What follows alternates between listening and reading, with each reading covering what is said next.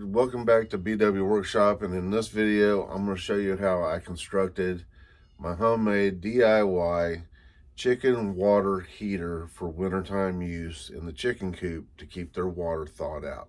Stay tuned. Alright, this water heater that you see is various parts being reused that I had laying around, with the exception of the iron. I went to Goodwill and they had this iron on sale, half price. I got it for $2.80, and I picked it because it was the lowest profile among the other five, and it looked to be in the best shape and or the newest, just that would work for this application. But I mostly picked it because it was not as tall as the rest, because this enamel pan is only about 4 or 5 inches tall, and I was trying to keep it enclosed in there like I had with the electrical heat tape. Now this enamel pan, we've had it laying around the house for about a year. I believe we picked it up at an estate sale for probably about $1.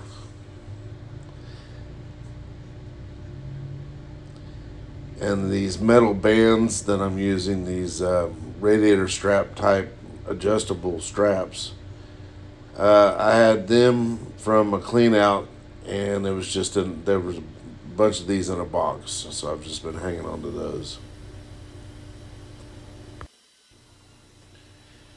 Now there were already holes in the edge of the pan, but they weren't small enough for the screws I had. I had a package of screws that I went ahead and used on this, and I needed to drill a hole that was smaller so that the screw would bite to the edge of the pan. So I did that in 4 spots around the pan, as you can see, right across from each other, to strap the iron in place and hold it upside down. And that's why I used the adjustable straps, so I could tighten them down and make it as tense as possible without bending the pan. Here's where I attach the straps to the side of the pan, and then I'm going to tighten the adjustment strap there in the center. And that will hold the iron in place.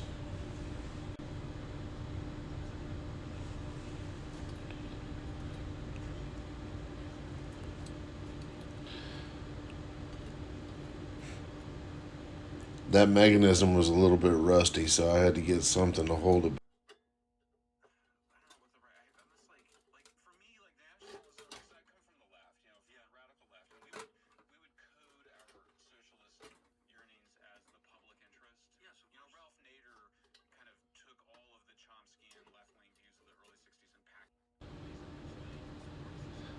Here I'm just putting a couple zip ties in just to hold it in place a little bit better.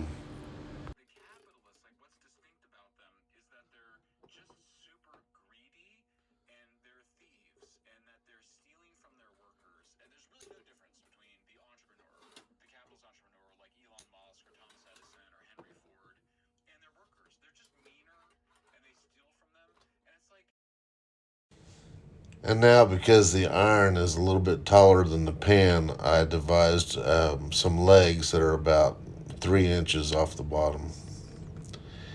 I'm marking 2 holes on each side and making holes for them, and then I just simply screw through the pan to the wooden legs.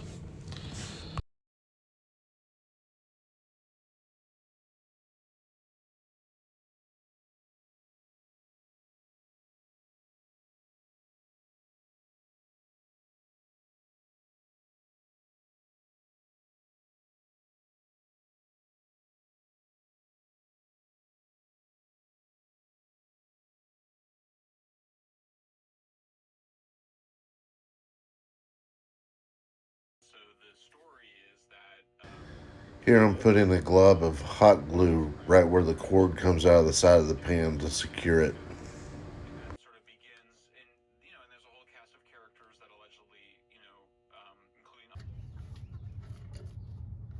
There we go. That's pretty good right there. Feed that through there.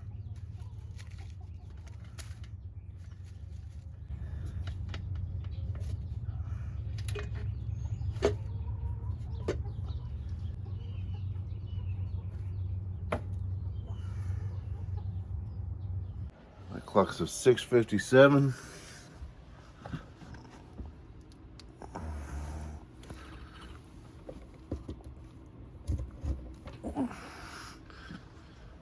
So basically 7 o'clock. And we'll do periodic checks. We'll wait 10 minutes and see.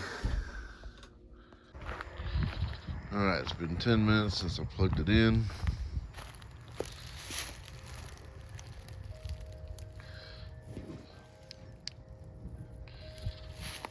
It is still frozen.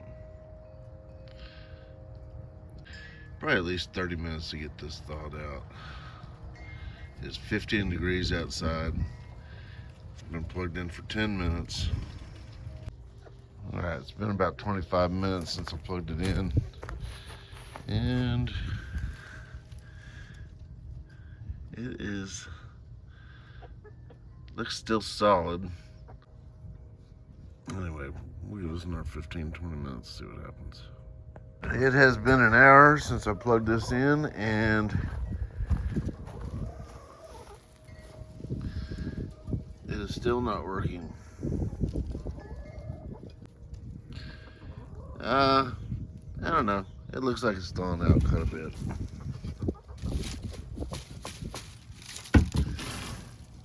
Let's see here.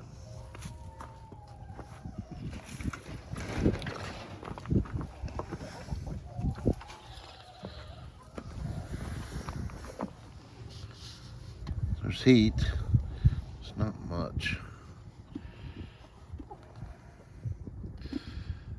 But if you can see, there is air in there. Look at that. So there's something happening.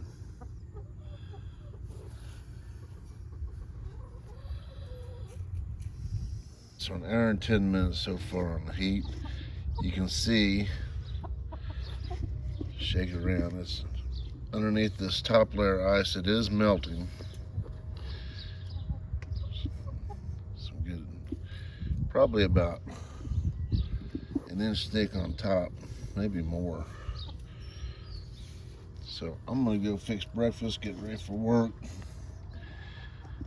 and see how much longer it's gonna take for it to thaw a solid block of ice. This is something probably, I guess, in the mornings you'd have to run it for 2 hours and then have it come on for about 15 minutes every hour once it's thawed. So you would need some kind of a timing system throughout the day to, of course, reduce electricity use and keep the ice thawed on particularly cold days. It's not going to get above freezing for the next couple days. So it would have to be on a timer, and it would be totally adjustable to how cold your environment is. An hour and 45 minutes in, we still got the air bubble underneath.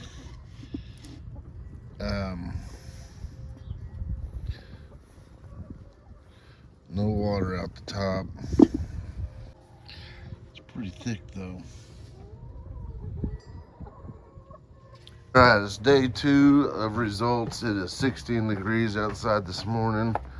I plugged this in about 2 hours ago, and it seems to be working. Look at that. I got water on the top. Nice.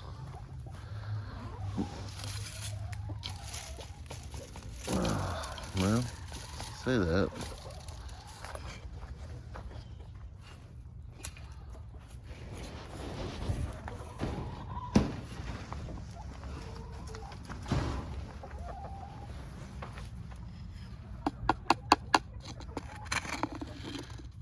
It's just prettier than it was yesterday. Let's see, air bubble. There we go. Let's take the pan off to turn it up. And when I put the pan back on here, the water started coming up. So,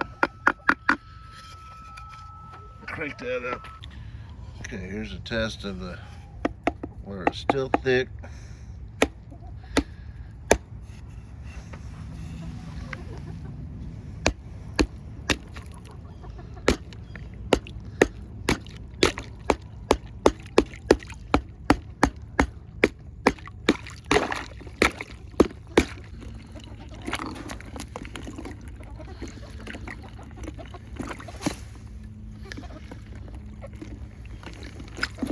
If you made it this far in the video, then you've seen that 2 mornings in a row at 15, 16 degrees, I've had the heater on for 3 hours prior to getting water to surface.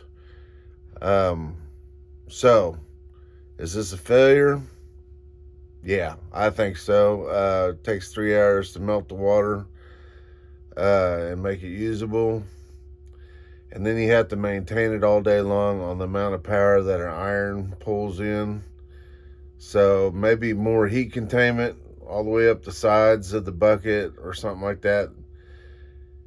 It's useful in that you can just plug it in and thaw it, but at the same time you can just pour fresh water out and it's about the same amount of trouble. Anyways, BW Workshop, thanks for watching, and stay tuned for the next experiment.